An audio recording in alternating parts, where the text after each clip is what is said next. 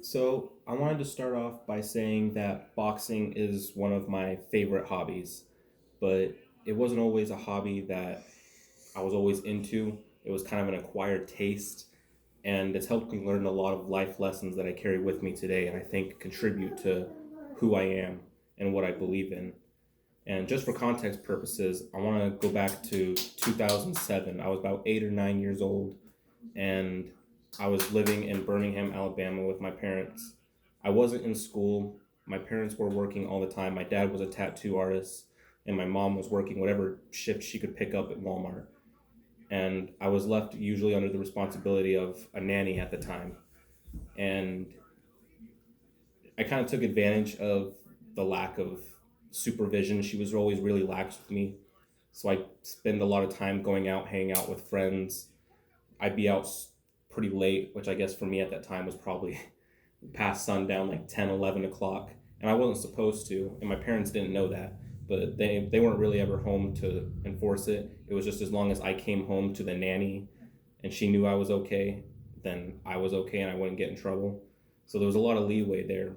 But a problem I had at the time was I had a lot of bullying problems. I was picked on a lot. It got to a point where I'd come home and I'd be bruised up in the face. And so I learned what it was like to take a punch to the face early on.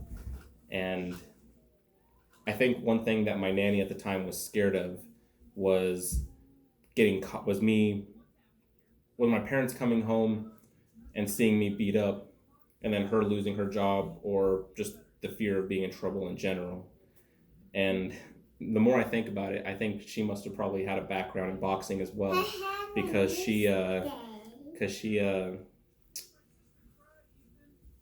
would come home beat up, bruised, and then in the short amount of times that my parents were home, I think the goal was that I would have some kind of cover up on my face.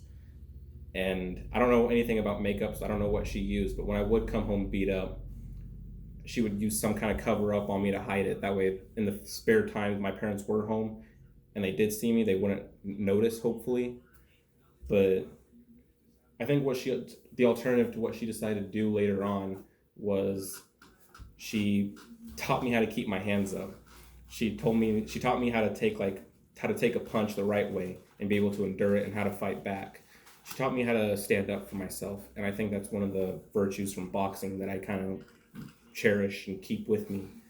And it's funny because the more I think about it, and now that I say it out loud, it's that I used to spar with my babysitter, and knowing 9 year old me, I probably didn't know what going 10% was.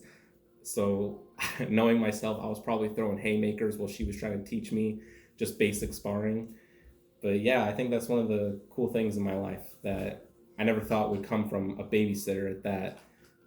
And I think I have a lot to attribute to her because she taught me how to stand up for myself and how to be durable, I would put it. And I'm really grateful for that. And it helped me discover one of my greatest hobbies in life. So yeah, my biggest lesson was I learned how to stand up for myself, and a lot of happiness came from it.